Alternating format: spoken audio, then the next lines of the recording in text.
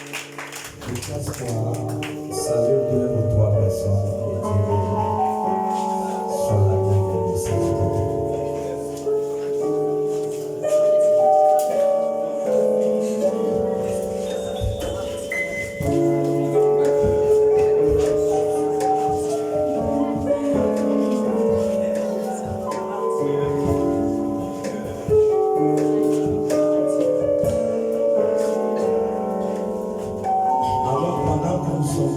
Est-ce que tu peux te mettre debout, prendre ta Bible? Nous allons lire deux passages bibliques. Le premier se trouve dans Marc 8, 34 à 35. Si on peut avoir un bon lecteur dans la salle.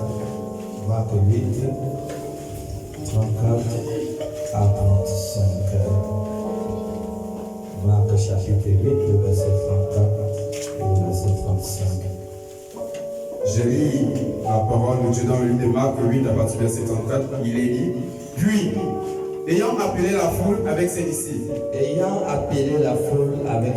leur dit: si quelqu'un veut venir après moi, qu'il renonce à lui-même, qu'il se charge de sa croix, et qu'il me suive. Verset 35 il dit: car celui qui voudra sauver sa vie la perdra. Celui qui voudra perdre sa vie la perdra. Mais celui qui perdra sa vie à cause de moi,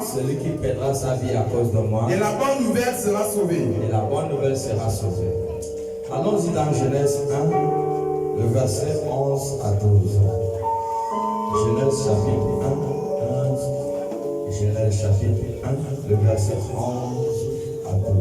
Il est dit dans le livre de Genèse 1, à partir du verset 11 jusqu'à 12, il dit: puis Dieu dit que la terre produise de la verdure, de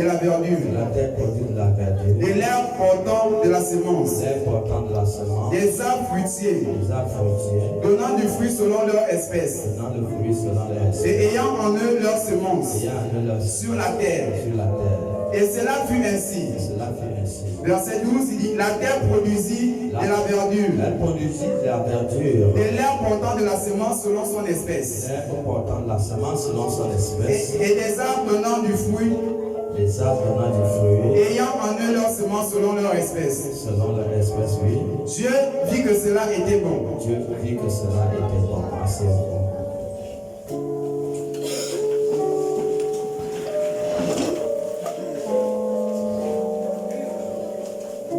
Le Saint-Esprit veut parler à un cœur ce matin.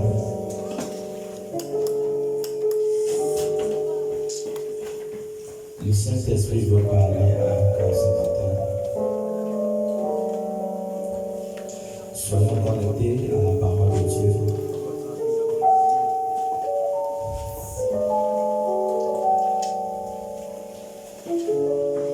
Tout ce que Dieu a créé, Dieu a créé ces choses pour que ces choses soient au service des autres.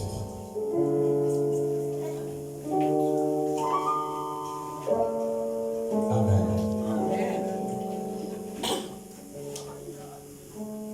Tout ce que Dieu a créé, Dieu a créé quelque chose pour aider les autres. Tout ce que Dieu a créé. Tout ce que Dieu a créé, Dieu a créé toutes choses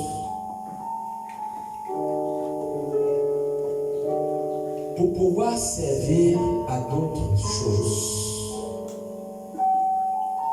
Donc, Dieu n'a rien créé qui soit. Dieu n'a pas créé quelque chose pour que la chose puisse servir pour elle-même.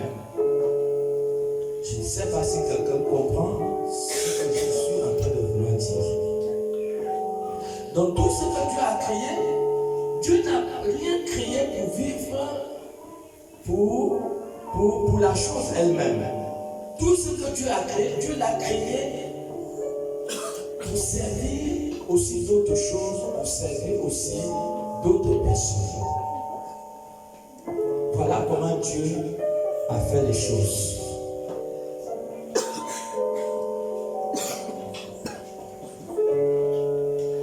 Vous voyez dans le livre de Genèse 1, quand Dieu va créer les arbres, Dieu va créer les arbres. Mais Dieu pouvait ne pas mettre la semence au-dedans de chaque arbre.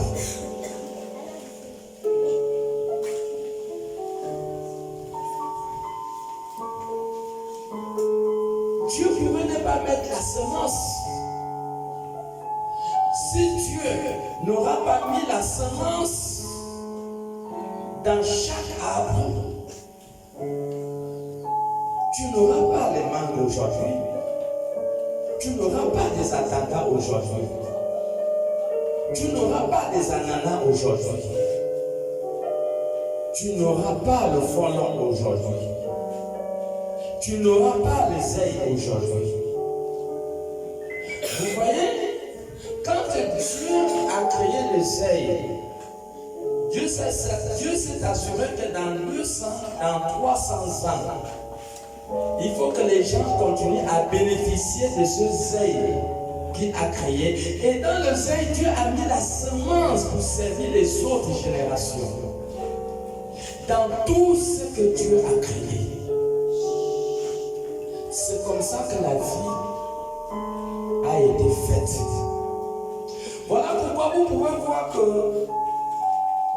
il y a certaines choses que Dieu a créées qui ont la longévité. La longévité vient sur quelle base?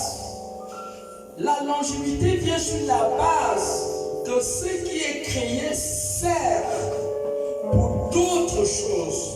Que ce qui a été créé sert pour d'autres personnes, pour d'autres générations. C'est pour cela que vous pouvez voir incarné dans certaines choses, même dans certaines arbres.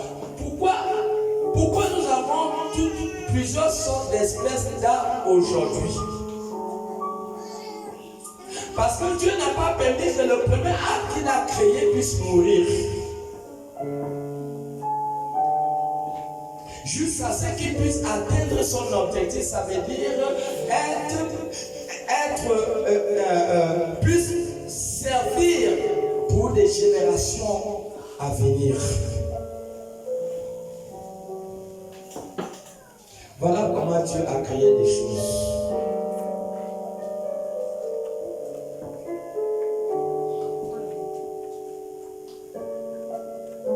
Alors toi et moi, nous devons comprendre ce matin, ça peut être une erreur de ta part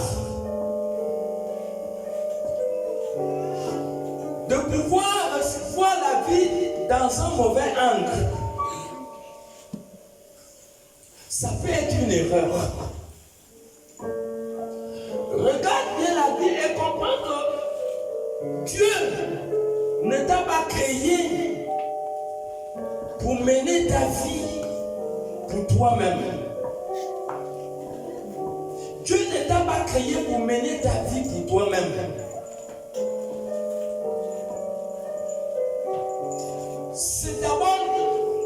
C'est ça d'abord la fondation de la vie de quelqu'un.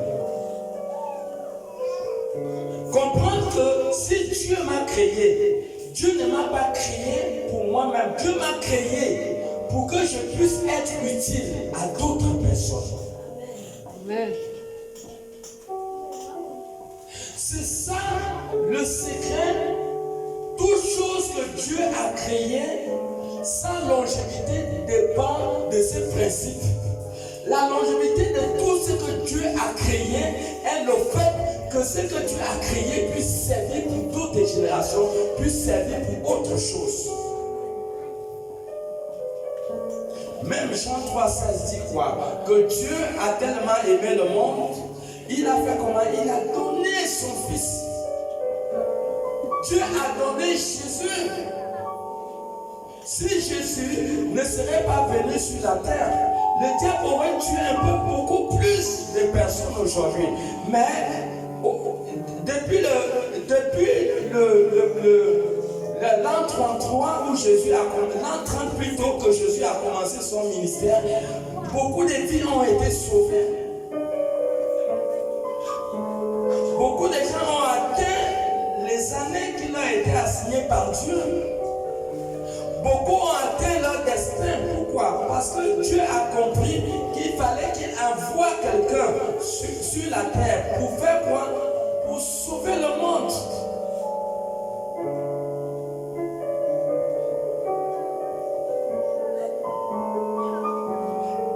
Dieu a enlevé ces galons de Dieu. Quand vous regardez dans Philippiens 2, on dit qu'il est existant comme Dieu. Mais c'est dépouillé, ça veut dire que Dieu s'est dépouillé. Dieu a pris la forme d'homme pour venir sur la terre afin de sauver l'humanité. Quel est le prix qui a été payé pour que toi et moi aujourd'hui nous soyons sauvés? C'est un prix amer qu'un homme a payé. Il a subi. Il a subi pour que toi et moi nous puissions être sauvés.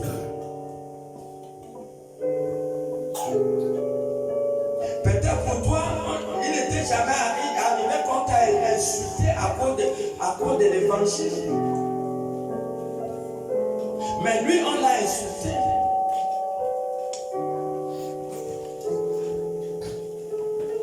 On l'a insulté.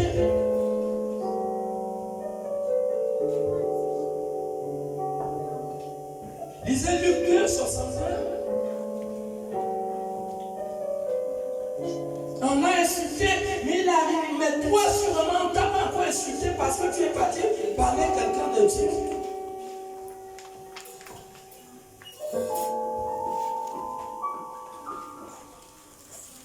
Oui. Luc 2. 62. Ça n'arrive pas.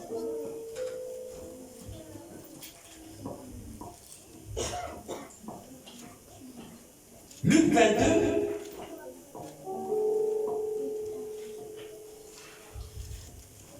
Est-ce que quelqu'un voit?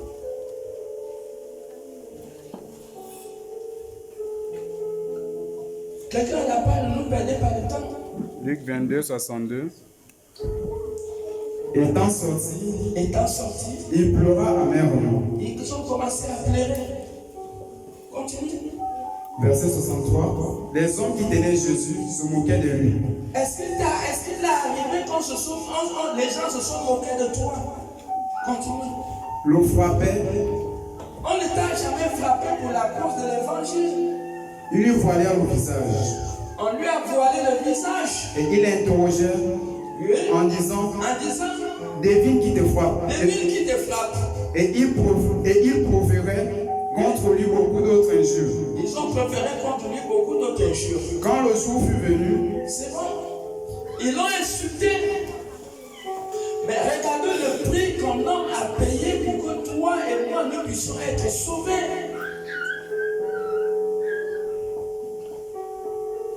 Il a fait un voyage depuis le ciel. Il a pris la forme d'un homme pour souffrir. Mais comment tu prends cette histoire?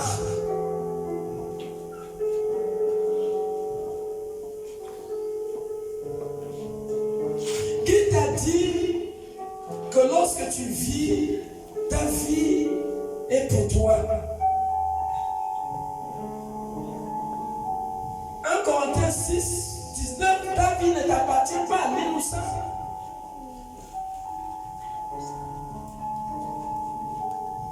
Tu ne t'appartiens pas, je suis désolé.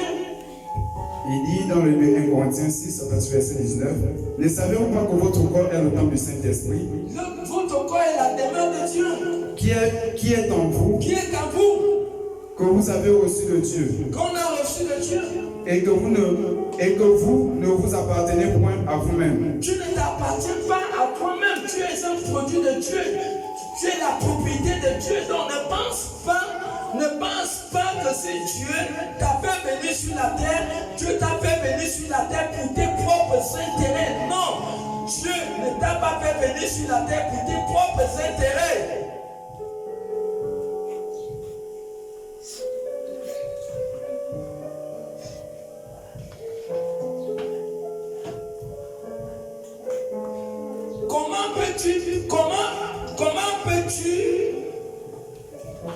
mener toute ta vie pour toi-même.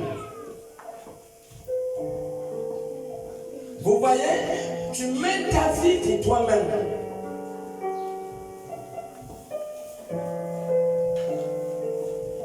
Ce que nous faisons, ce n'est pas la blague. Nous nous réunissons, nous nous insertons pour garder la flamme allumée jusqu'à le jour de l'enlèvement. Ce n'est pas une blague.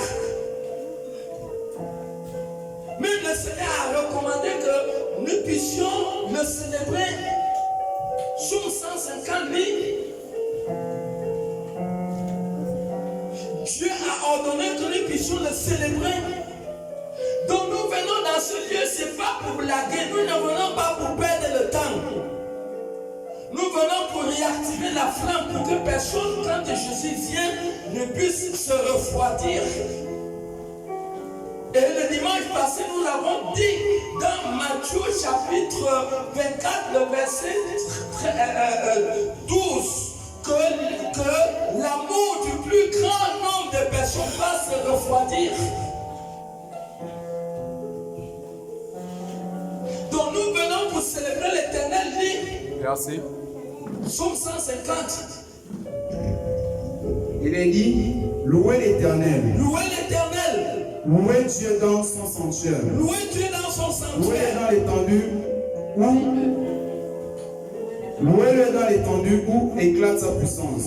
Louez-le où éclate sa puissance. Sa puissance éclate dans l'église. Où ça veut dire qu'il y a un recette. Psaume 150, mon ami, c'est pas fini. Louez-le où éclate sa puissance. Donc ça veut dire que si tu es chez toi, cela constitue une erreur. Et nous avons commencé à parler de ça depuis dimanche. Et nous avons parlé de ça parce qu'il y a un pasteur qui a parlé dans les réseaux sociaux que vous pouvez servir Dieu et lire votre Bible à la maison. Et nous avons montré A plus B selon les écrits que cela est une stratégie satanique.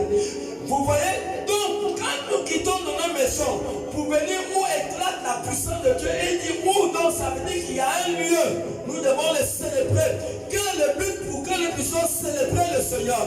Nous le célébrons pour que la flamme soit allumée. La flamme est allumée, ça veut dire que quand tu pars à ton travail, tu es marié, ton patron peut te draguer, vouloir que tu commettes l'adultère. Mais hier dans la semaine, tu étais à l'église, on a parlé sur l'adultère, on a parlé sur les publicités. Au travail, tu auras la force quand le patron vient pour pouvoir te draguer, pour pouvoir tomber dans l'adultère alors que tu as ton mari. La force que tu as amenée à l'église va t'empêcher de poser cet acte. C'est la raison pour laquelle que nous nous réunissons. Nous nous réunissons pour garder la flamme allumée. À la flamme, pour résister contre les tentations. Les tentations, il y a beaucoup de tentations dehors. Et chaque chrétien a besoin de réactiver cette flamme dans la réunion des saints. Amen. Continue. Verset 2. Louez-le pour ses hauts faits. Louez-le pour ses hauts faits. Louez-le selon son immensité. Louez-le selon son immensité. Et sa grandeur. Et sa grandeur. Louez-le au son de la trompette. Louez-le au son de la trompette. Louez-le avec le luth et la harpe. Louez-le avec le luth et la harpe. Louez-le avec les tambourins. Louez-le avec les tambourins. Et avec les danses. Et avec les danses. Louez-le avec les instruments. Louez-le avec les instruments. À cordes. À chalumeau. Louez-le avec les cymbales. Louez-le avec les cymbales. Sonores. Louez-le avec les cymbales. Louez-le avec les cymbales. Rétentissantes. Que tous ceux qui respirent louent l'Éternel. Que tous les derniers versets de Somme dit que tous ceux qui respirent, doivent louer le Seigneur.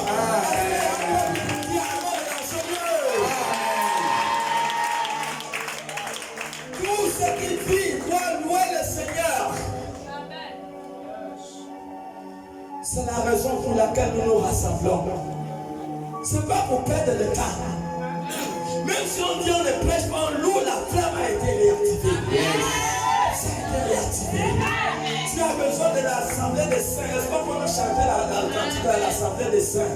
Tu as besoin de ça. Tu as besoin de cette communion. Cette communion. c'est ce qui te recharge. Ça te donne la force. Ça te donne la puissance de continuer l'avant. Parce que la route de Canaan, c'est difficile. Il y a des obstacles, il y a des pièges mortels, il y a des pièges qui peuvent t'amener à détruire ton alliance avec Dieu.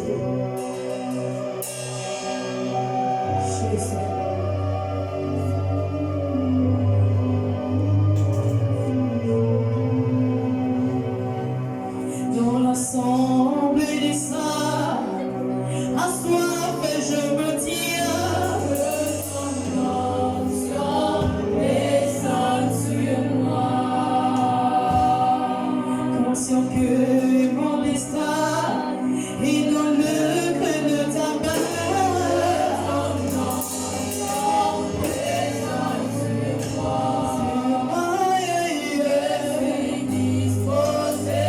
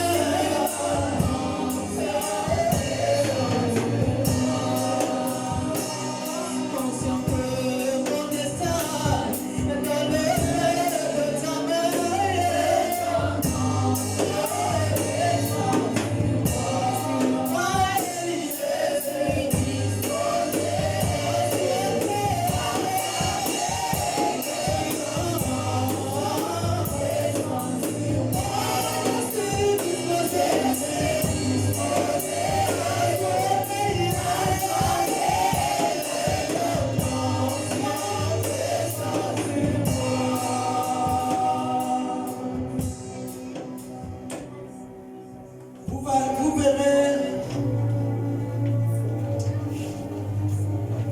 les seuls arbres qui existent, ce sont des arbres qui sont productifs. C'est ce qui est productif. Ce sont les seuls arbres qui existent.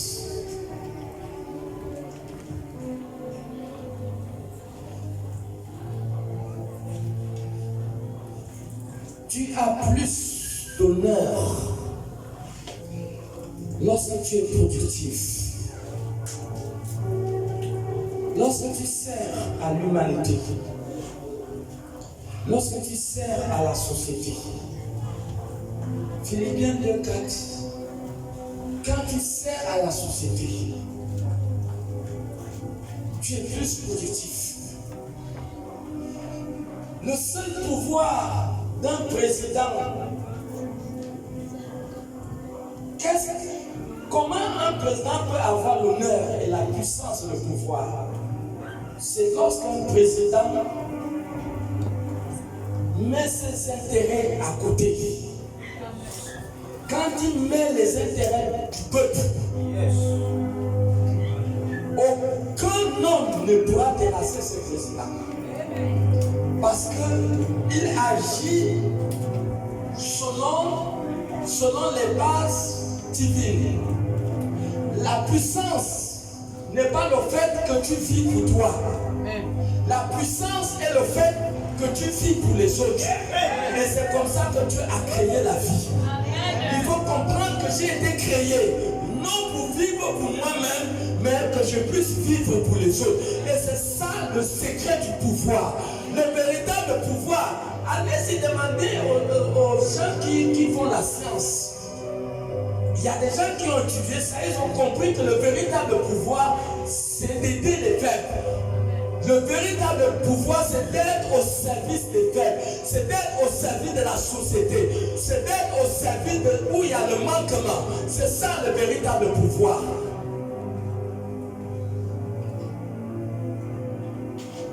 Et tout président qui a compris ce principe, regardez son pouvoir, comment son pouvoir sera affermi. Affermi premièrement par le ciel et affermi par Dieu.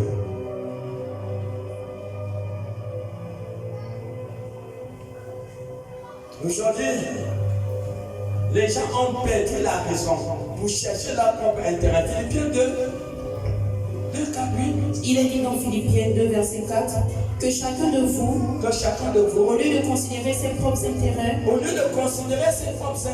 considère aussi ceux des autres. Considère aussi ceux des autres. Considère aussi ceux des autres. Vous ne pouvez pas être puissant si vous vivez pour vous-même. Vous serez faible. Vous ne pouvez pas entrer dans la gloire en vivant pour vous-même. Parce que l'expression de la gloire, c'est être au service du plus grand nombre de personnes. La clé de l'élévation est d'être au service. Oui, ce sont des principes qui sont établis. Regardez, même si tu es prêt à être grand, Marc 8, Marc 9, le verset 34 à 35, vous allez voir qu'est-ce qu'il faut faire pour être grand. Oui. Il est dit dans Marc 9, verset 34 à 35, il est dit. Mais ils gardèrent le silence. Car en chemin, ils avaient discuté entre eux. Pour savoir qui était le plus grand. Alors il s'assit. Appela les 12. Et leur dit. Si quelqu'un veut être le premier. Il sera le dernier de tous. Tu seras le dernier de tous. Et le serviteur de tous. Est-ce que quelqu'un comprend? Tu veux être grand, tu dois comprendre que tu dois être au service des autres. Regarde, je suis établi là. Pourquoi? Parce que je travaille plus que vous. Il n'y a pas quelqu'un dans l'église qui travaille plus que moi. Vous voyez, c'est pour cela que Dieu m'établit là. Pourquoi? Parce que mon niveau de service est plus élevé que tout le monde. Donc ce qui t'élève, ce n'est pas le fait que tu vas dire non, Seigneur, j'ai pris pour que la bénédiction vienne. Non. Toute clé d'élévation est basée sur le fait que vous devez servir les autres.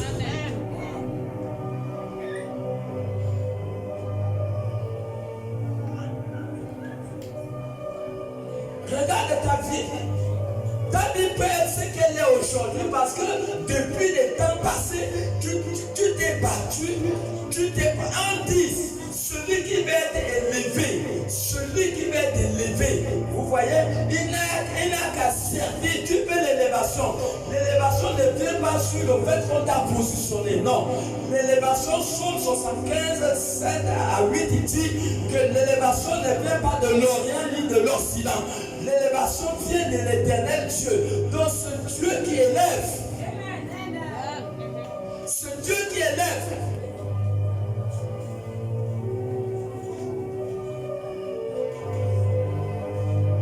C'est Dieu qui élève.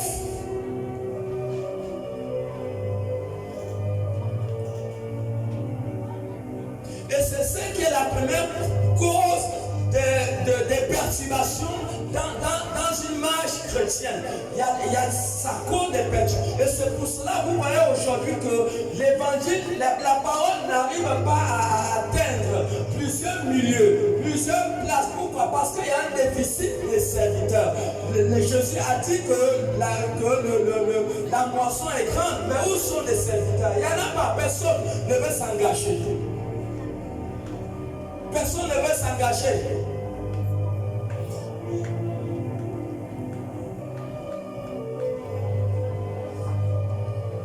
Chacun est dans ses occupations. Luc 14, à partir du verset 16 à 24. Et c'est à cause de ça que beaucoup vont rater leur destin. Beaucoup vont rater rater le ciel. Beaucoup vont rater le programme de Dieu dans leur vie. Parce que le temps où Dieu devait les utiliser, ils ont préféré être occupés dans ce qui les concerne. S'occuper dans ce qui te concerne, te déconnecter du plan divin. Ça te déprogramme de ta destinée. Ça te déprogramme de choses que Dieu peut accomplir dans ta vie. Voilà pourquoi sur la route de Damas, dans le livre de Actes 9, Saul, après avoir reçu la visitation de Jésus, Saul a posé une question aujourd'hui que beaucoup de chrétiens ne posent pas à leur leader, que beaucoup de chrétiens ne posent pas à Dieu dans la prière. Saul a demandé à Jésus, Seigneur, qu'est-ce que tu veux que je fasse? Et Jésus l'a donné les instructions suivantes. Jésus l'a dit, entre à Damas. Jésus l'a dit, entre à Damas. Jésus n'a plus ajouté d'autre chose. Et Jésus est parti parler à Ananias que dans la maison de Judas, tu vas trouver un Saul. Et même Dieu a confirmé à Saul que Ananias viendra pour venir t'imposer les mêmes. C'est comme ça que Dieu fait. Il y a des gens qui n'ont pas reçu les instructions suivantes parce qu'ils n'ont pas posé à Dieu quel est mon couloir, quelle est ta volonté dans ma vie, qu'est-ce que tu m'as appelé à faire. Mais vous ne pouvez pas passer toute votre vie, une vie qu'un homme comme Salomon dans Ecclésiaste 2. Salomon a tout fait. Salomon a vu que tout ce que l'homme, tout ce qui est de cette terre n'est rien. Est-ce que quelqu'un comprend? Oui, vas-y. Il est dit dans Luc 14, à partir du verset 16. Et Jésus lui répondit. Un homme donna un grand souper. C'était le temps des serviteurs. Et il invita beaucoup de gens. À l'heure du souper. Il envoya son serviteur dire aux conviés. Il a envoyé son serviteur pour appeler les personnes qui étaient conviées. Venez. Car tout est déjà prêt. Verset 18. Oui. Mais tous, unanimes, ont commencé à raisonner. Se mirent à s'excuser. Ils se sont mis à c'est le maître qui les appelle, mais ils ont quand même le courage de s'excuser. Le premier lui dit. J'ai acheté un champ. Et je suis obligé d'aller le voir. Excuse-moi. Je te prie. Un autre dit. J'ai acheté 5 paires de bœufs. Et je vais les essayer. Excuse-moi. Je te prie. Un autre dit. Je viens de me marier. Et c'est pourquoi je ne puis aller. Je ne peux pas venir. Verset 21. Oui. Le serviteur de retour rapporta ces choses à son maître. Il a rapporté ces choses à son maître. Alors le maître de la maison, irrité, dit à son serviteur, va promptement dans les places et dans les rues de la ville. Et amène ici les pauvres. Les expropriés. Les aveugles. Et les boiteux. C'est bon, tu peux t'arrêter là. Regardez, c'était le temps des serviteurs. Ils étaient confiés à ce programme.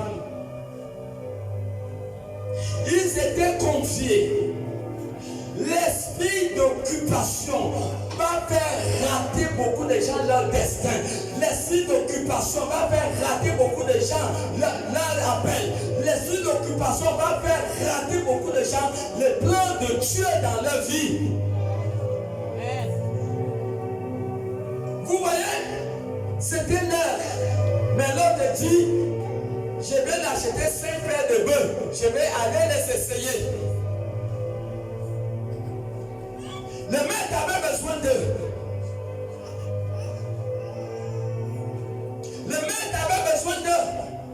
Comme le maître a besoin de toi.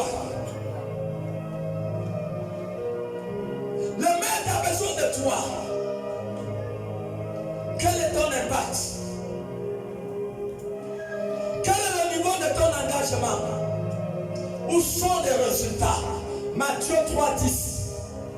Où sont les résultats? Mon frère, ma soeur. Quel est le résultat de ta chrétienté depuis que tu as été engagé dans le Seigneur?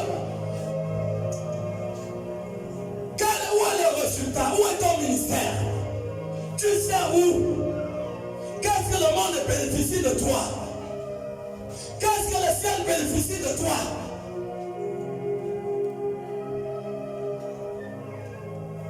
Quel est le niveau de ton service? Combien de personnes sont revenues vers le Seigneur à travers ton engagement? Combien de personnes ont rétabli leur alliance avec Dieu à travers ta sincérité? Combien de personnes? Où est ton impact? Tu es venu sur la terre pour toi? Dans les premiers janvier, on t'adresse de toi les choses de la terre. Tu es venu pour les choses de la terre. Alors, à travers la Colossiens 3, te dit, malgré que les Écritures parlent, donc ça veut dire qu'on est sourd aux Écritures. On est sourd aux Écritures. L'affaire de Dieu, c'est l'affaire la plus négligée. La preuve est que si aujourd'hui, matin, il y avait la pluie, vous ne verrez pas les gens à l'église. Mais regardez la même pluie le lundi matin, vous allez voir les gens aller au travail. Ça veut dire que Dieu est devenu la dernière des choses. La dernière des choses, c'est pour cela que vous voyez autant de malheurs, autant de choses qui se passent. Premièrement au milieu chrétien, que les gens se posent des questions. Mais qu'est-ce qui ne va pas? Parce qu'on a pris parmi nos bagages. Il y a un bagage qui est un bagage gênant, qui est le bagage de Dieu. C'est un bagage gênant, ça nous gêne. On prend ce bagage, on le met à côté. Et c'est ça l'erreur. Mais Dieu a créé la vie, il a mis une semence pour servir à d'autres générations. Maintenant, toi, tu sers à quoi? Tu es venu à l'église pour écouter la parole, c'est tout? Non, écouter la parole, c'est bon. Mais Dieu, c'est une semence que tu reçois. Même l'apôtre Timothée, on dit dans Timothée 2. C'est que Paul avait communiqué à Timothée. Dieu a dit à Timothée de le transmettre à d'autres personnes. Mais depuis ce que tu as reçu, tu as transmis à combien? 2 Timothée 2.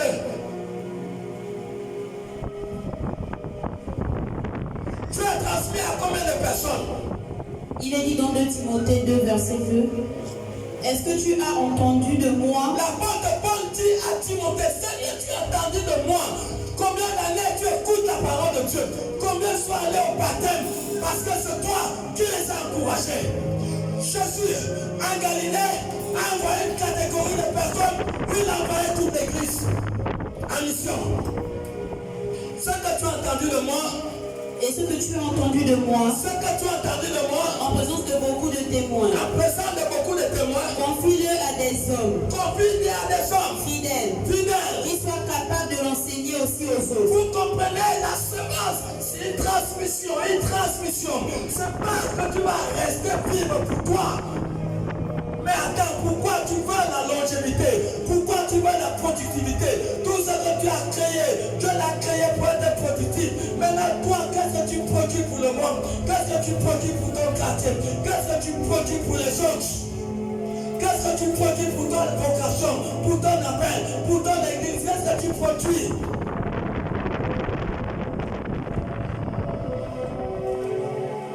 Tu vois, c'est la question que toi et moi dans ce besoin de Théo. Oui, Colossiens 3.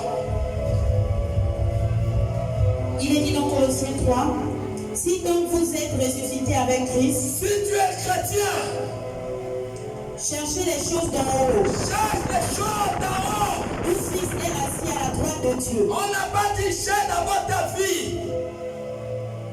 Cherche les choses d'avoir ta vie ne t'appartient pas. Tu n'es pas propriétaire de cette vie. Tu n'es pas propriétaire de ce corps. Donc arrêtons ça.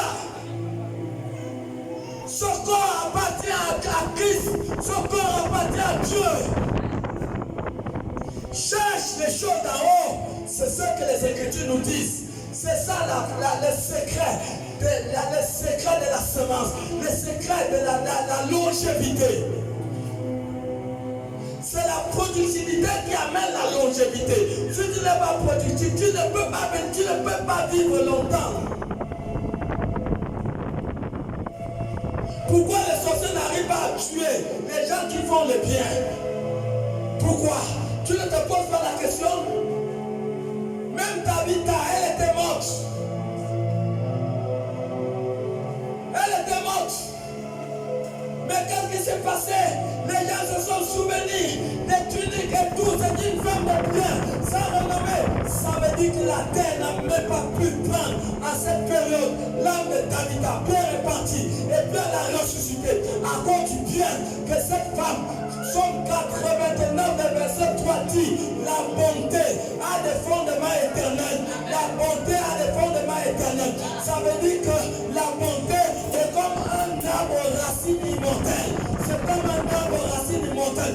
Comprends que la vie, Dieu t'a donné la vie, c'est pas pour toi, pour tes enfants. Toute ta vie, tu te réveilles le matin, tu vas, tu t'as le coup de quelque chose qui te concerne. Et tu n'as pas soucié ta couleur moto. Il y a des sorciers qui tuent les gens. Il y a des sorciers qui tuent les gens. Dans d'autres provinces, à Port-Gentil, dans d'autres nations, il y a des sorciers qui tuent. Ta vie, c'est pour toi. Et c'est ça le problème. C'est ça le problème. Personne ne comprend que j'ai été créé pour être utile à la société. J'ai été créé pour être utile aux nations. Où nous prêchons. Le message est diffusé sur YouTube. Il y a des gens qui le suivent. Alors, nous dépensons pour diffuser ces messages. Ce n'est pas facile. Pour la main, nous le faisons pourquoi? Parce qu'on doit être productif dans tous les domaines. Et c'est ça le problème. Tu finis ta vie que pour toi-même tu es perdante. Tu es perdant en le faisant comme ça. Et ça serait impossible que tu rentres dans ton héritage. Parce que tu n'as rien compris. Il dit chercher les choses en haut, reprend. Il est dit dans Éphésiens, dans Colossiens 3, premier verset. Si donc vous êtes ressuscité avec Christ, si tu es ressuscité avec Christ, cherchez les choses d'en haut. Cherche les choses d'en haut. Où Christ est assis à la droite de Dieu. Christ est assis à la droite de Dieu. Affectionnez-vous aux choses d'en haut. Il dit préoccupez-vous aux choses d'en haut. Et non à celles qui sont sur la terre. Comment voulez-vous le succès dans le plan physique et vous éloigner du spirituel? Vous pensez que, est-ce que vous croyez que c'est le physique qui gouverne le monde? Je suis désolé, mes amis, c'est pas le physique qui gouverne le monde, c'est le monde des esprits, le monde des invisibles, c'est le monde des spirituels qui gouverne le monde.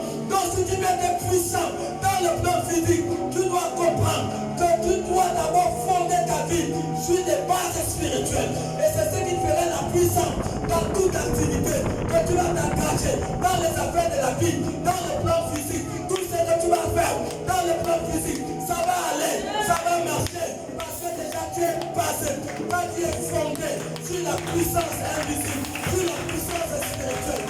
C'est ça la puissance, c'est ça le secret du physique. Vous voulez être puissant dans le physique, vous devez être puissant dans le spirituel.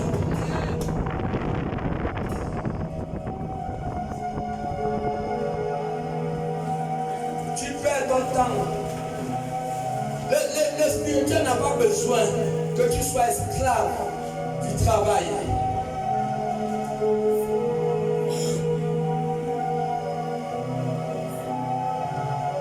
C'est le commencement que Dieu a dit quand Adam et Ève ont brisé le premier doigt. Il dit tu mangeras la soie de ton front. Mais il n'en est plus ainsi. Amen.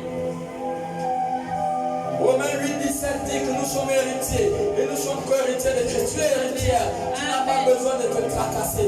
Parce que la mort a été constatée, je crois, Hébreux 9, il y a à partir du verset 16 à 17. La mort du testateur a été constatée à la croix de Golgotha.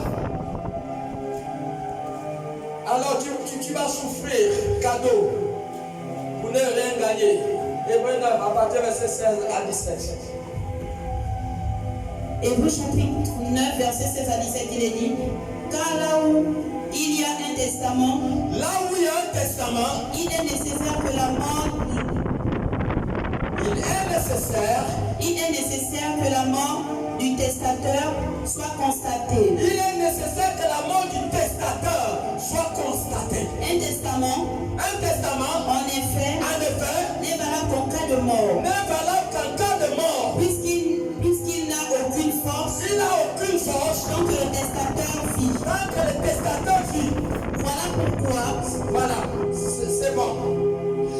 Un testament est en valeur lorsque les testateurs ont constaté sa mort.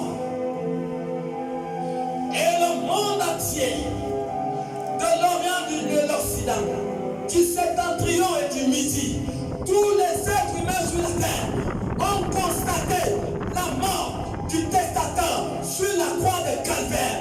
Ils ont vu la mort de Jésus. Ça veut dire que le testament est en valeur. Donc tu es une héritière. Tu n'es pas fait pour souffrir. Tu n'es pas fait pour souffrir. Tu es fait pour entrer dans ton héritage. La mort du testateur a été constatée à la croix de Calvaire. De quoi tu vas finir toute ta vie sur les choses qui te concernent. Tu as mis ça en première place. Qui t'a dit que tu occupes la deuxième place? Dieu n'occupe jamais la deuxième place. Si Dieu vient, il trouve que la place que tu as dans ta vie a déjà été occupée, tu es perdant de tout. Parce qu'il est le premier, il est l'alpha et l'oméga, il est l'omniscient, il est l'omnipotent, il est le Dieu tout-puissant, il est l'Élohim des armées, il est celui qui ne perd jamais la bataille, il est le soleil levant du midi, il est le clair, issu de l'Orient à l'Occident, il est le tout-puissant. Il n'occupe jamais la deuxième place, il occupe toujours la première place. Si Dieu trouve à la place où il doit être dans ta vie t'occuper, tu es ce qu'on appelle le perdant de toutes choses. Parce que Dieu n'occupe jamais la deuxième place.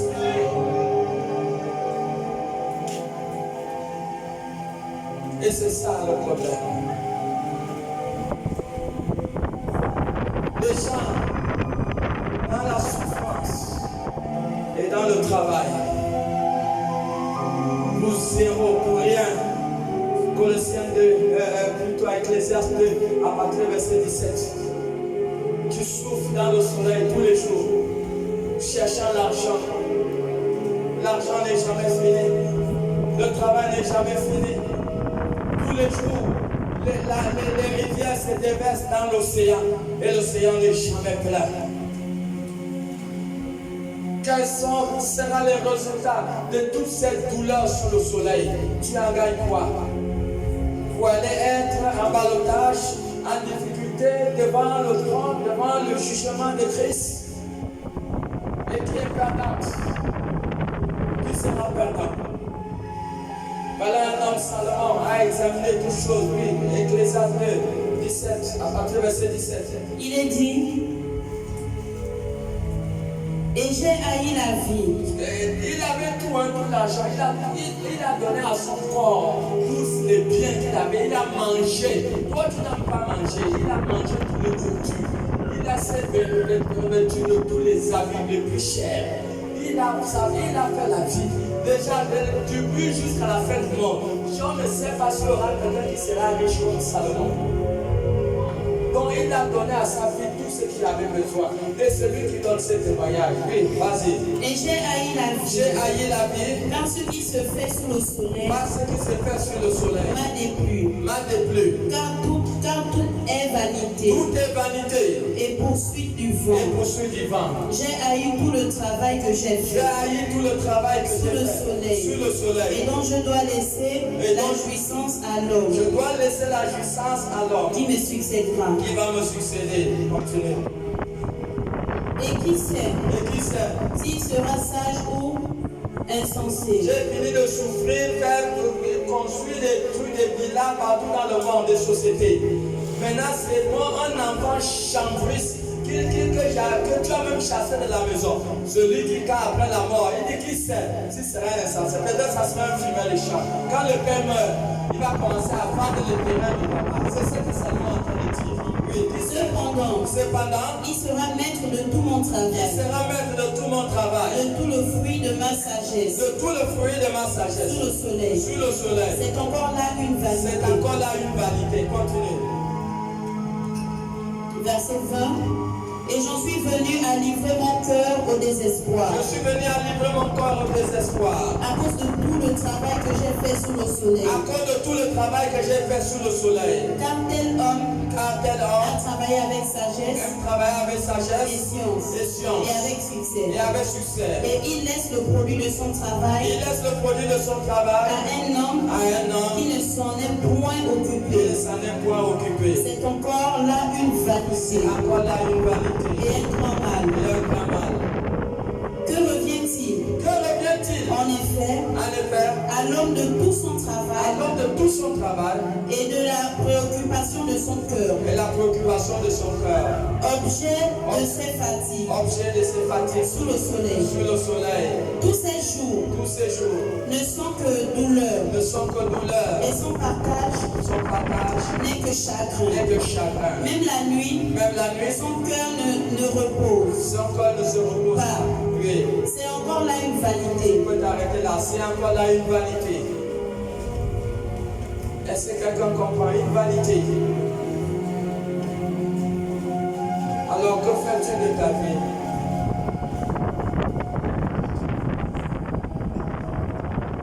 Que fais-tu de ta vie? La puissance d'une vie est le fait. Le fait que tu comprennes qu'une personne doit être favorisée sur la base de tes efforts. Une personne doit être sauvée sur la base de tes efforts. Une personne doit être convertie sur la base de tes efforts. Une personne doit être motivée sur la base de tes efforts.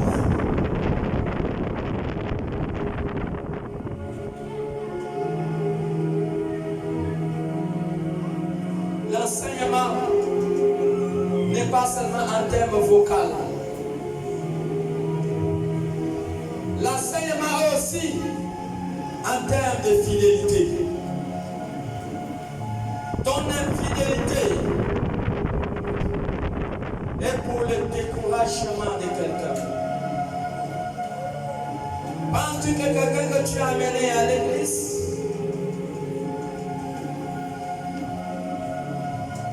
un vendredi à une personne qui se cherche, qui a été perdue dans le monde, et tu l'as amené dans la présence de Dieu?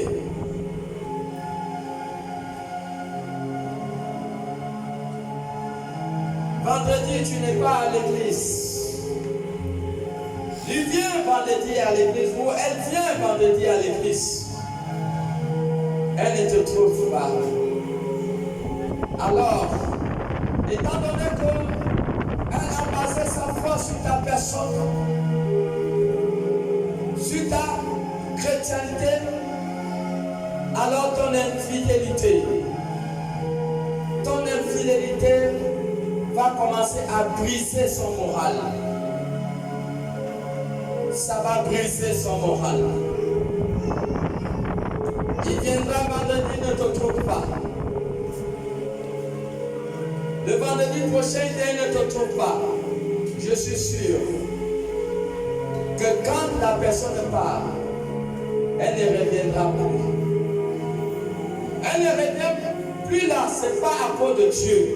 Dieu a fait sa part. Mais ton infidélité a été pour le brisement d'une alliance d'une âme faible.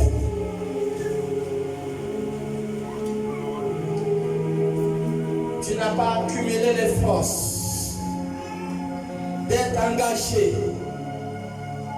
pour que ton engagement soit un modèle. Pour que ton engagement puisse amener une autre personne à être motivée. Ton infidélité a détruit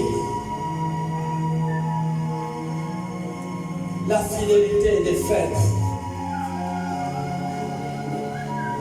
Tu n'as pas été là pendant le moment que le Seigneur avait besoin de toi. Tu étais dans tes occupations.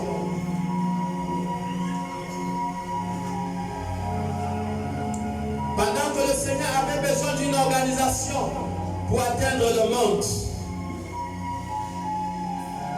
Pendant les réunions à l'église, on va dire réunion des femmes, on va dire réunion des hommes.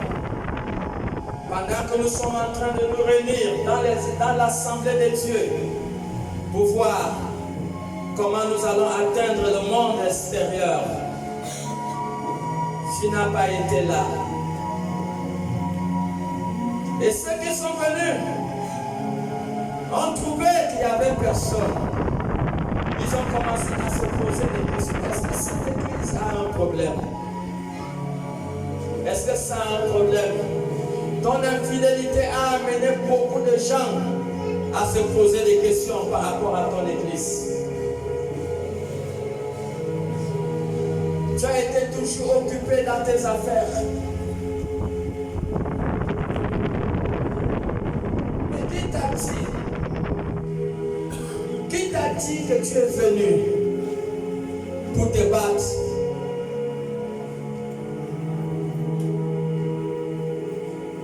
Un enfant dans le ventre a déjà dit à sa maman, maman, bientôt j'arrive, prépare-moi le trousseau. Non, un enfant ne dit jamais ça. Quand un enfant naît, l'enfant trouve que le trousseau a déjà été préparé. Ainsi en est la destinée. Ainsi en est la destinée. Tu es où pendant que Dieu veut t'utiliser? Tu es où? Qu'est-ce que tu penses de ton appel? Comment l'Église va atteindre des grands objectifs s'il n'y a pas des hommes et des femmes qui s'assiedent, qui réfléchissent? Où sont ceux qui réfléchissent? Où est le niveau de ta réflexion par rapport à l'œuvre, par rapport à ton appel, par rapport à ton Église? Qu'est-ce que tu en penses? Qu'est-ce que tu en penses? Pendant que cette Église traverse les moments les plus obscurs, les moments les plus difficiles. Et nous avons vu les personnes, pendant que l'Église traverse la tempête, c'est pendant ce moment qu'ils sont en train de descendre de l'Église, qu'ils sont en train plutôt de sortir de l'Église. Mais comment tu vas descendre dans un navire qui est en train de faire la tempête? Je suis désolé, tous ceux qui sont descendus dans un navire en pleine tempête se sont retrouvés dans le ventre du poisson comme Jonas. Ils se sont retrouvés dans le ventre du poisson bloqués. Ils ne savent pas ce qui sont devenus la vie. Le dimanche passé, nous avons prêché et nous avons dit ne sors pas de l'église. Sortir de l'église est une catastrophe. Nous avons dit sortir de l'église, tu peux te retrouver dans la marmite des sorciers en tant que viande. Tu peux te retrouver mort. Tu peux te retrouver avec un fusil nocturne. Tu peux te retrouver dans l'église d'un homme. Tu peux te retrouver dans l'église d'une femme. Tu peux te retrouver dans l'alcoolisme, dans l'adultère, dans l'impudicité. Parce que tu es sorti de ce qui te donnait la force. L'église est une force. Ça t'empêche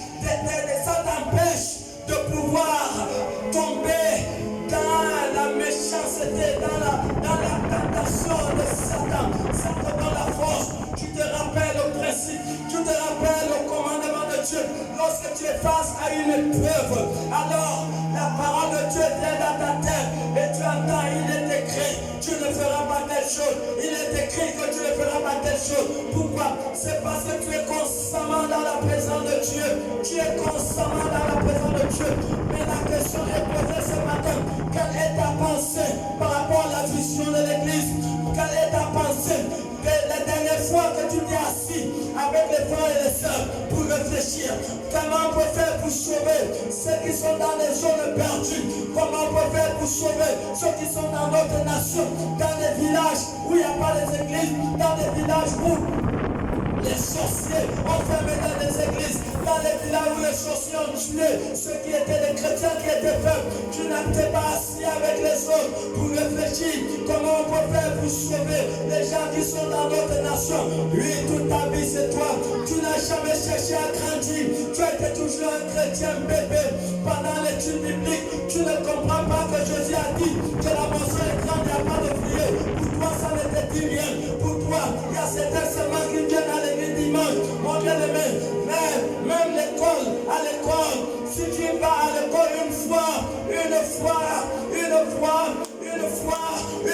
par semaine, tu ne peux pas réussir. Tu ne peux pas réussir. Je ne te conseille pas d'être le chrétien qui vient à l'église le dimanche. C'est une erreur. C'est une erreur. C'est une erreur. Où est ta pensée? Où est ton engagement par rapport aux zones perdues? Tu donnes ta vie c'est pour toi, ta vie c'est pour toi.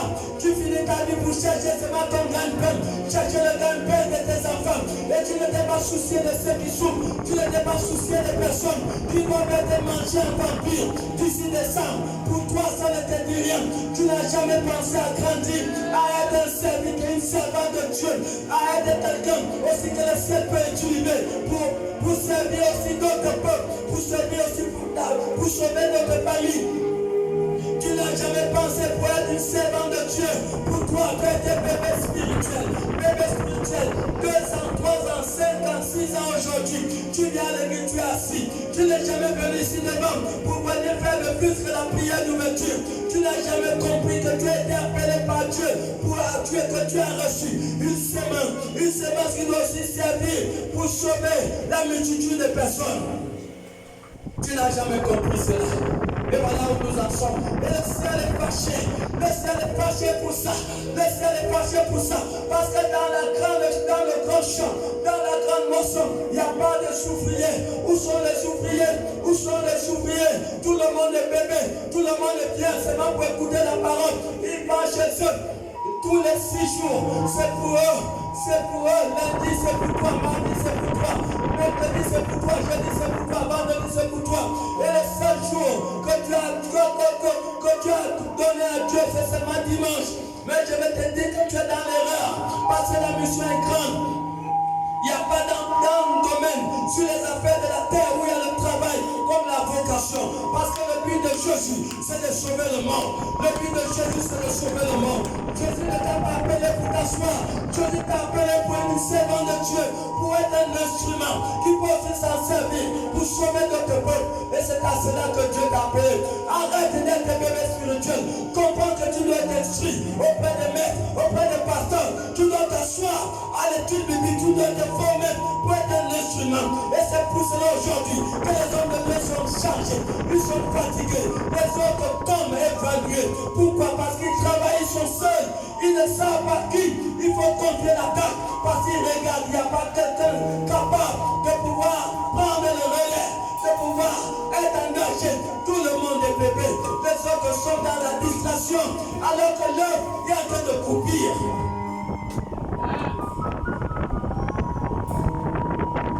Alors que l'œuvre est en train de croupir.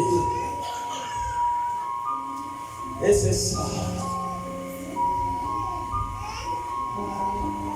Tu te souviens que nous avons lu Marc 8, 34 à 35. Il y a des gens qui veulent sauver leur vie. C'est pas ta vie. C'est pas ta vie. Tu n'es pas propriétaire de son corps. Tu veux la sauver. L'écriture est claire. Ceux qui voudront sauver leur vie apparaîtront. Cette vie que tu veux sauver. Attention, tu veux la bête. Maman, papa. Marc 8, 34, 35. Il est dit dans Marc 8, 34, 35. Puis ayant appelé la foule, foule, avec ses disciples, avec ses disciples, il leur dit, si quelqu'un veut venir après moi, qu'il renonce à lui-même, tu dois renoncer à toi-même, qu'il se charge de sa croix, et qu'il me suive.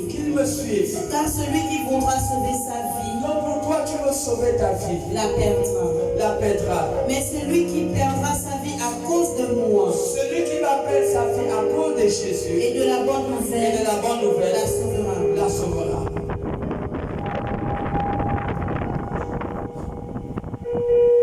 C'est vrai. Ce que Matthieu 24:12 dit. L'amour du plus grand nombre de personnes va se refroidir. Nous sommes dans l'ère du refroidissement. L'ère du refroidissement. Chacun est dans ses occupations. On cherche quoi? Tu peux me dire un peu ce que tu cherches?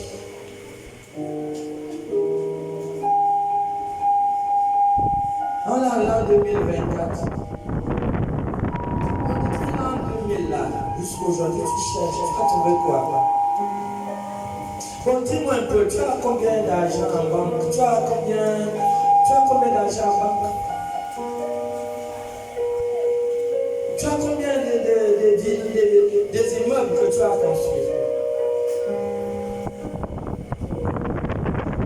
Tu as combien de voitures qui sont en circulation pour toi?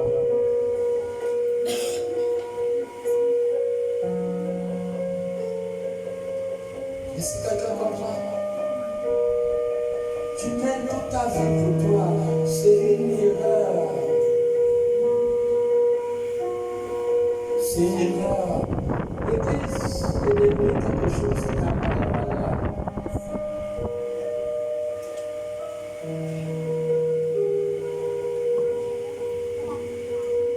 Le diable est en train d'envoyer des serviteurs à la maison. Vous voyez où nous sommes?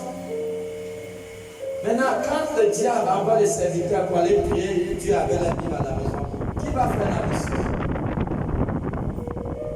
Qui va atteindre les zones et les lieux non évangélisés?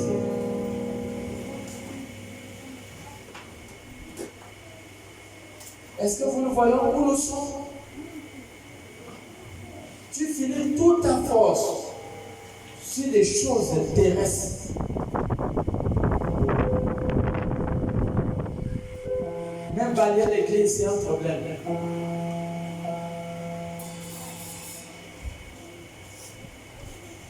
Puiser l'eau, c'est un problème.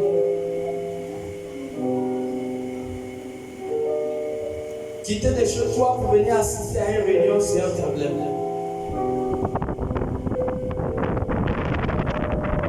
Les choses de Dieu ont perdu sa valeur dans les cœurs des gens. Alors que David pouvait dire que je suis content lorsqu'on me dit je vais dans la maison de l'Éternel. Beaucoup ont perdu le sel de la marche avec Dieu. C'est une erreur. C'est une erreur. Voilà pourquoi beaucoup seront retranchés du trône. Matthieu 3, le verset 10. Beaucoup ne seront plus productifs. Parce que tout arbre qui n'a pas de semence, quand vous voyez un arbre ne produit pas, ça n'a pas de semence. Et quand tu ne produis pas, tu ne sers pas à une autre personne. Tu ne sers pas. Je vous donne un seul exemple. Un jour, je suis sur les démonstrations. Écoutez bien. Je ne viens pas parler seulement par la base de la connaissance. Je suis sur le terrain d'évangélisation. J'entre dans une maison, le Saint-Esprit m'a conduit dans une maison où il y a une fille qui devait se suicider. Et j'ai commencé à l'encourager pour l'amener à Dieu peut t'accorder encore une grâce, Dieu peut t'accorder encore une situation. Ça ne serait pas vraiment la solution de mettre fin à tes jours. Et la fille a compris le jour qu'il a parlé, elle pleurait beaucoup. Mais voilà.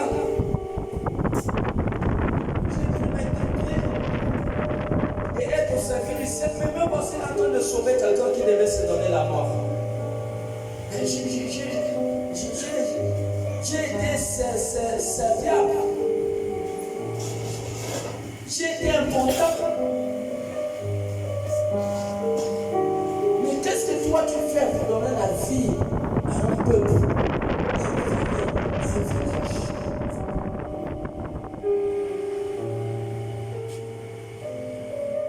Où est ton engagement pour motiver les autres?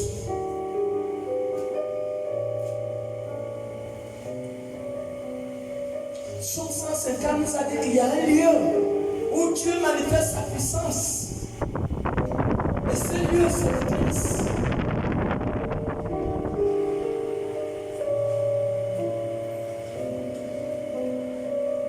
Depuis l'époque de Jésus, il y a toujours eu un regroupement. Le lieu où on se regroupe, c'est ce lieu que Dieu manifeste sa puissance.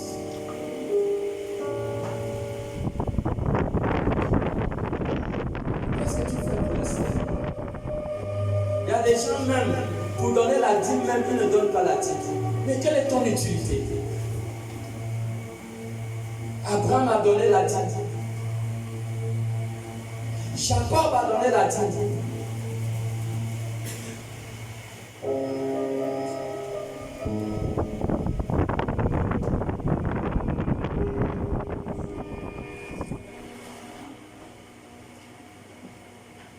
Abraham a donné la dîme à qui? À Melchisedec.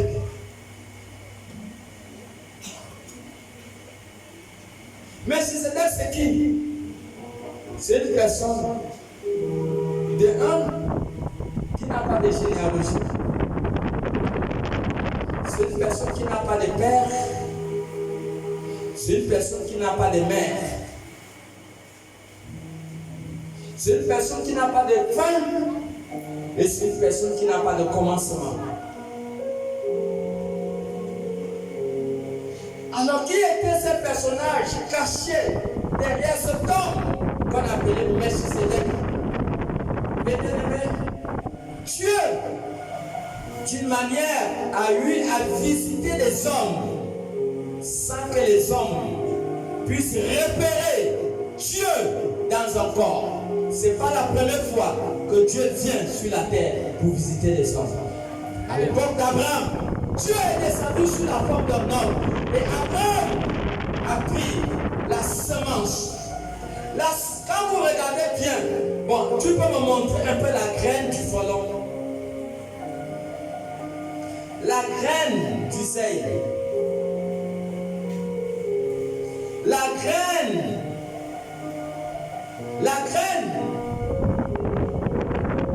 de la mangue. Vous verrez que la plupart de ce que Dieu a créé, il y a une semence au-dedans d'eux. Et la semence, c'est ce qui apporte la vie à d'autres peuples. C'est ce qui aide à une famille qui a besoin de l'argent pour payer l'ordonnance. Ça aide la semence. La semence aide à nourrir les affamés. La semence donne la vie à d'autres personnes. La semence. Abraham a pris la semence qui est la 10e partie. Il a donné à ce personnage qu'on appelait Melchisedec. Et dans le livre de Hébreux,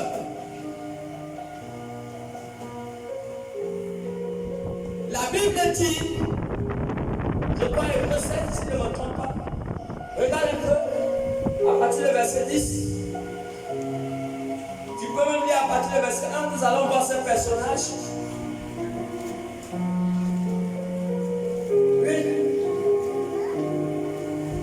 Hébreux 7, à partir du premier verset, il est dit, en effet, ce Melchisédek, roi de Salem, sacrificateur du Dieu très haut, qui alla au devant d'Abraham, il est allé devant Abraham lorsqu'il revenait de la défaite des rois, qui le bénit, et à qui Abraham donna la dîme de tout, Abraham a donné la dîme de tout ce qu'il avait. qui est d'abord roi de justice, Oui, d'après la signification de son nom. oui, Ensuite, roi de Salem, Oui. c'est-à-dire roi de paix, il est roi de paix. L'ancien nom de Jérusalem, c'est Salem. Continue. qui est sans père, Il est sans père, sans mère, sans mère, sans généalogie, sans qui généalogie, n'a ni commencement ni commencement de jour, de jour, ni fin de vie, ni fin de vie. mais qui est rendu Il est rendu, semblable au Fils de Dieu. il est rendu semblable au Fils de Dieu. Et vous allez voir que quand Jésus vient, Jésus opère sous le manteau de Melchisédek. Il opère sur le manteau de Melchisédek. Allons-y. Parce que avant que Abraham va donner la dîme à Melchisédek, Lévi était dans les entrailles. Était dans les entrailles d'Abraham. Lévi, où avant la loi, on va venir nous dire, on ne paye pas la dîme, c'est des histoires. Quelqu'un comprend? Quelqu'un comprend? Mais bien aimé, si vous donnez la dîme, vous n'aurez pas de problème. Donner la dîme n'est pas un péché. Vous n'aurez pas de problème lorsque vous allez comparer devant le tribunal de Christ. Mais c'est très risqué. Je ne sais pas comment ça va se passer. C'est risqué de ne pas donner la dîme et que devant, après ta mort, tu vas te retrouver en difficulté. Parce qu'on t'a dit qu'on ne paye pas la dîme. C'est des histoires. La dîme existe 1334 ans avant la loi. Ça veut dire qu'il y a 13 générations. Quand Abraham a donné la dîme, il y a eu 13 générations et 34 ans avant que Moïse est venu. Avant que Moïse est venu. Quelqu'un comprend? Donc Lévi était dans le ventre, verset 10. Lévi était dans le ventre, lui. Au verset 10, il est dit, car il était encore dans les reins de son père. Lévi était encore dans le ventre de son père. Lorsque Melchisédek alla au devant d'Abraham. Quand Melchisédek allait au devant d'Abraham. Si donc Oui. la perfection avait été possible par le sacerdoce lévitique, Oui. car c'est sur ce sacerdoce que repose la loi. C'est sur ce sacerdoce que devait se reposer la loi. Oui. Donnée au peuple. Donnée au peuple. Qu'était-il encore besoin qu'il parût Est-ce qu'il était-il encore besoin qu'il parle? un autre sacrificateur Un autre sacrificateur. selon l'ordre de Melchisédek Selon l'ordre de Melchisédek. et non selon l'ordre d'Aaron? Donc il y a eu un autre sacrificateur, le verset 17, un autre sacrificateur qui est apparu. Ce n'est plus selon la loi lévitique, mais c'est maintenant selon le sacerdoce, selon le nouveau sacerdoce. Le nouveau sacerdoce qui opère sous le manteau de Melchisédek. Le verset 17. Il est dit, Oui. car ce témoignage lui est rendu. Ce témoignage lui a été rendu. Tu es sacrificateur pour toujours, Tu es sacrificateur pour toujours. selon l'ordre de Melchisédek. Je suis un sacrificateur pour toujours selon l'ordre de Melchisédek. Somme 110, le verset 4. Il est sacrificateur pour toujours. Pour toujours selon l'ordre de Melchisédek. Selon l'ordre de Melchisédek. Est-ce que quelqu'un comprend? Il est sacrificateur pour toujours. Somme 110, le verset 4.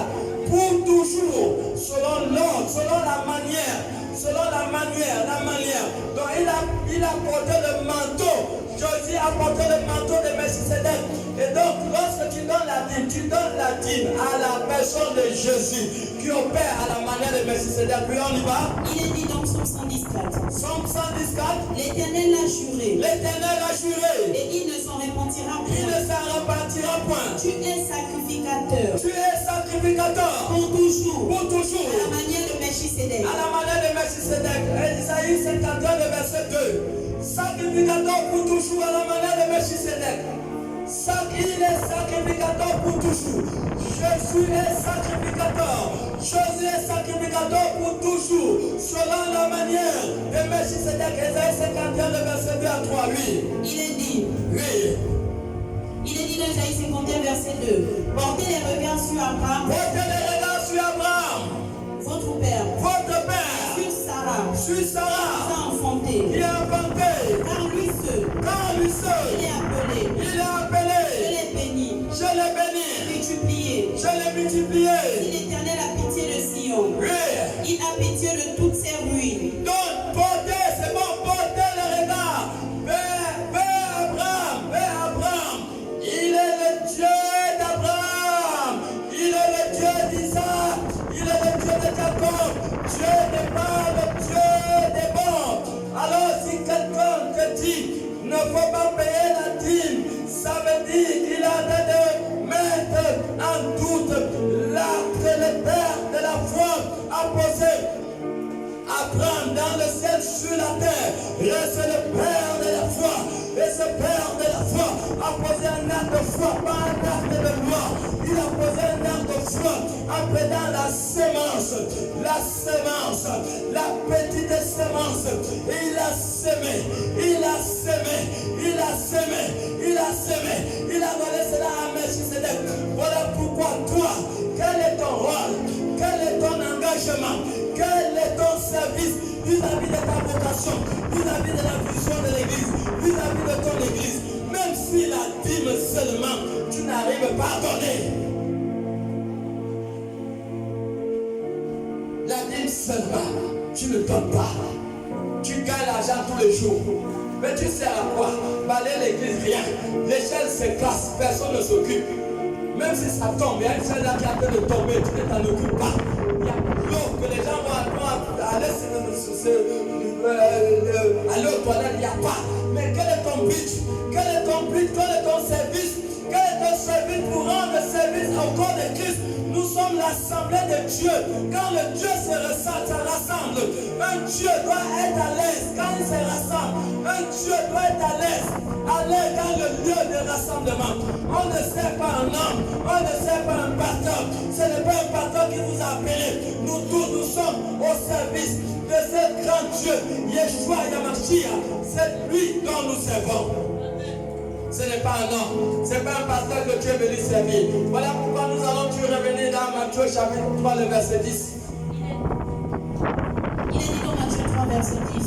Déjà la cognée est mise à la racine des arbres. La cognée est mise à la racine des arbres. Tout arbre donc, qui ne produit pas de bons fruits, sera coupé et jeté au feu. Cet arbre sera coupé et jeté au feu. Jean chapitre 15, à partir du verset 1. Donc si tu n'es pas productif, ma soeur, mon frère, je ne sais pas ce que tu es venu faire à l'église. Si tu n'es pas productif, personne n'a été appelé pour écouter seulement la parole de Dieu. C'est bon d'écouter la parole de Dieu, mais nous avons été appelés pour servir les autres, à servir les autres familles, servir les autres frères, servir les autres quartiers, servir les autres provinces, servir les autres nations. C'est à cela que nous avons été appelés. Nous n'avons pas été appelés pour nous-mêmes. Et chacun doit comprendre, si tu n'es pas serviable, ne sois pas étonné que tu seras coupé. C'est ce que Matthieu chapitre 3, le verset 10 dit. Jean chapitre 15 à partir du verset 1. Il est dit, Oui. dans Jean 15, verset 1, je suis le vrai cep. Il dit, je suis le vrai cep. Et mon père est le vigneron. Mon père est le vigneron. Tout sarment qui est en moi, Tout sarment qui est en moi, et qui ne porte pas de fruits, qui ne porte pas de fruits, il le retranche. il sera coupé. Toute branche qui n'est pas productive. Mon ami, ne sois pas étonné de dessécher. Dans ce travail que tu fais, tu gagnes des miettes. Alors que tu as un destin, tu as un héritage. Tu souffres dans le soleil tous les jours. Mais attention, vérifie ta vie. Est-ce que tu n'as pas été retranché de l'arbre de vie? Parce que si tu n'es pas productif, si personne ne gagne de ton aide, personne ne gagne de ton aide, personne ne bénéficie rien de toi. Mais c'est pas ça la vie. C'est pas ça la vie, ma soeur. C'est pas ça la vie, mon frère. Dieu a créé la vie pour être servi des autres, pour être servi des autres. Dieu n'a pas créé la vie pour que tu considères d'avoir des intérêts. Non, non.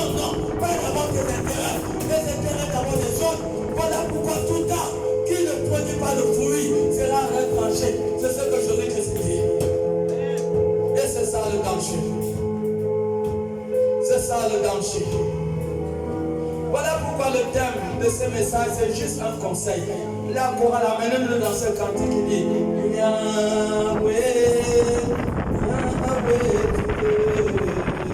C'est juste un conseil que Dieu nous donne ce matin. Un conseil.